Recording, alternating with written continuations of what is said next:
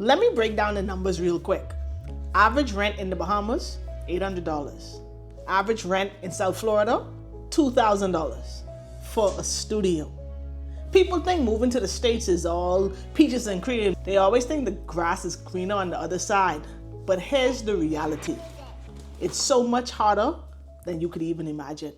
About 10 years ago, I moved to the States permanently, chasing the American dream. Moved from the Bahamas, came here thinking that I would be able to make more money.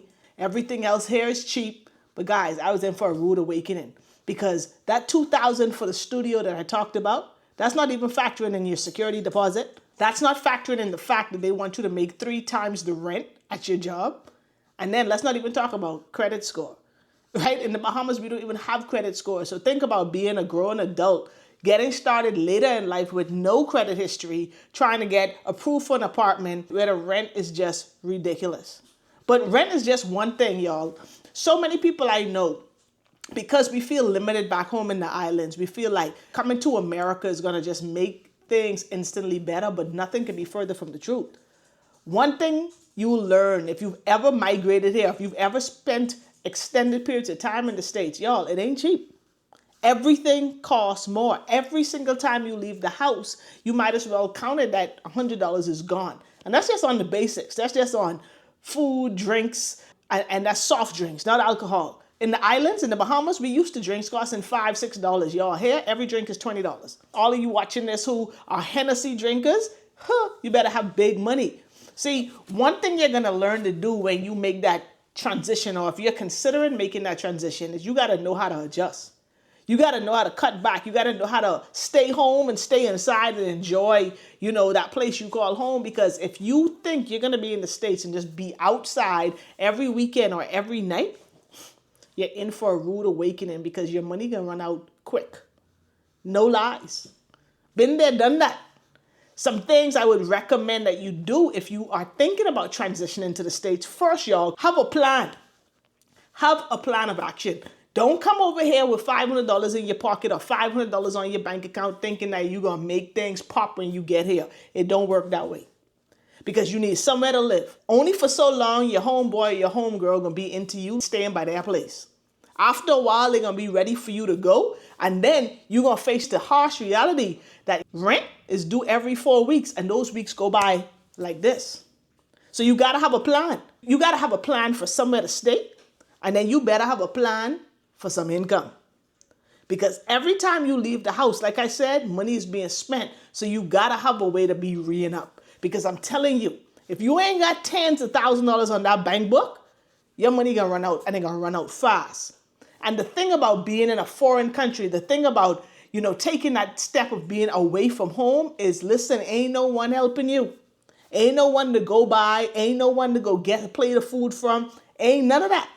See, I learned this the hard way because I always wanted to live in the States. And I've been here for a really long time, but I had a lot of help. I had a great support system. So if you're thinking about making that move, if you're thinking about making that transition, you better have someone back home who can hold you down when things get rough, because they will. When you ain't got enough money to pay the rent, do you have someone who's going to be able to pitch in and help you out? You ain't got no money in your pocket, you down to your last dollar because all you did is pay your bills and you have nothing left for you. Do you have someone who can hold you down? Shout out to my parents, man. I'm grown and they stay looking out. Because life over here, especially if you're doing it by yourself, it ain't easy. The purpose of this video is not to discourage you, from making the step, but it's to tell you the real. It's to tell you the things most people won't tell you, right? It's to tell you how to be prepared to make that move, because it can be great, but you got to make sure you got your ducks in a row. So you got to have somewhere to stay. You better have a plan for some money coming in every week or every month consistently. And make sure that your income is more than your expenses. Because one thing I know is that we know how to spend money, but we got to make sure we making more money than we spending, or else life going to be tough, and it's going to be tough real fast. You got to have a plan, have some transportation. Especially if you're planning on moving to South Florida. Ain't no subway and no public transportation really popping like that. Yeah, I know they got the bus and they got different things, but let's just keep it real. As Bahamians, we kind of bougie. You're going to think you're going to be able to Uber around. Y'all, Uber ain't cheap no more, and Ubers add up, and they add up fast. So Be prepared to take the tri-rail sometime. Be prepared to buy a car as soon as you reach. Or you better have a friend who really holding you down, who gonna allow you to either use their car or they're gonna take that responsibility of taking you where you need to go. But I'm telling you, everything is short-lived. It's always fun for the first couple of weeks, maybe the first 2 or 3 months. But after that, I'm telling you, they can get tired of you because they're gonna want their own space back. They ain't gonna always want to come home and see someone there. And especially if things ain't things for you, if you kind of intruding on their personal space and you eating up all the grocery and you can't contribute the way that they would like you to, trust me, it's gonna be trouble in paradise. So I just telling you all these things to think about, because too often I see people say, man, I'm moving to foreign, but you really don't know what foreign all about. You used to come into foreign for a week or maybe 2 for vacation. But to say you moving here 100% and about to really take on the responsibility of living in this country, y'all, this ain't no joke. What else? What else should you think about? And if you planning to come and you planning to come illegally and you just said, hey, I coming and I gonna overstay, listen to me. You gotta think that all the way through. Because if you make a decision to come in and you overstay your 6 months, you jam. Because if you ever leave, you can't come back. And when you are in the process of trying to get your paperwork, no matter what happens back home, someone died close to you, something you got to deal with back home, you can't leave. So I tell people all the time, it's a risk that a lot of people are willing to take. I ain't gonna lie, I wasn't willing to take that risk. I wasn't willing to move here illegally. God worked it out where I was able to get my papers and get through. Forever grateful for that. But I know everyone ain't gonna have that situation. Everyone ain't gonna be blessed to have that opportunity. So I know people got to do what you got to do. But just make sure you think it all the way through. Don't be spontaneous and make that move. Don't make that decision because you checking someone in for it. Don't make that decision because things a little tough home, because that's a decision that's lifelong and they're going to follow you forever. So think about it. Are you willing to give up your traveling privileges? And do you have a plan of action in place that makes it worthwhile? See, these are the things people don't talk about, man. People talk about having fun over here, going to the parties, feeling like minimum wage in the States is more. But y'all, the bills is way more too. So yeah, you might be making more money, but you paying way more too. So you got to make sure it balances out. I have a college degree and I couldn't get a job for a long time paying me more than $500 a week. Not gonna lie, some people might say, Sophie, $500 a week, that's a lot. Not when your bills, your one bill is $2,000.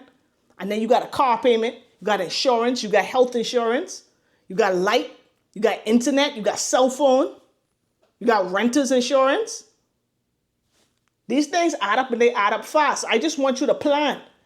That's one thing my daddy always used to say that used to annoy me. But now as I mature and as I've evolved, it's like kind of like the driving mantra of my life. It's like, if you fail to plan, then you plan to fail.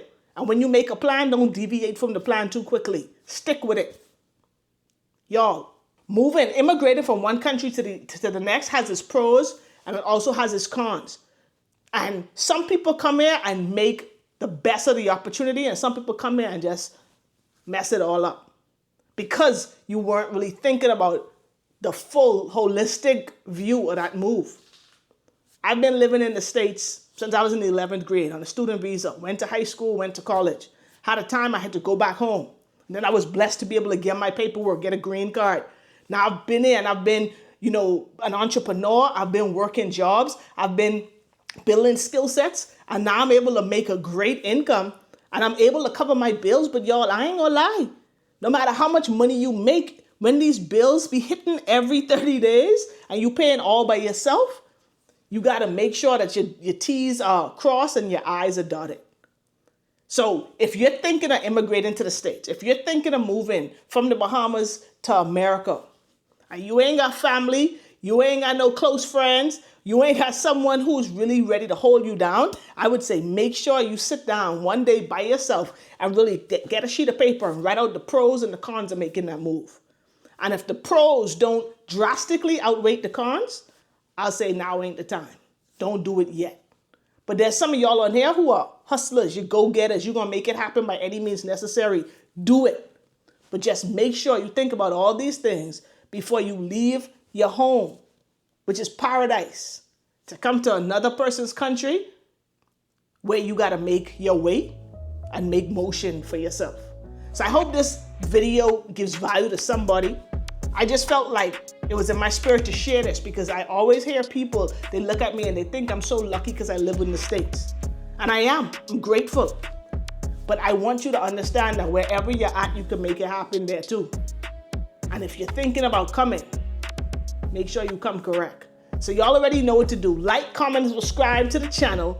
And then let me know in the comments below some other things that you'd like us to talk about so I can keep more videos like this coming. I appreciate y'all, and I'll see y'all on the next video. Peace.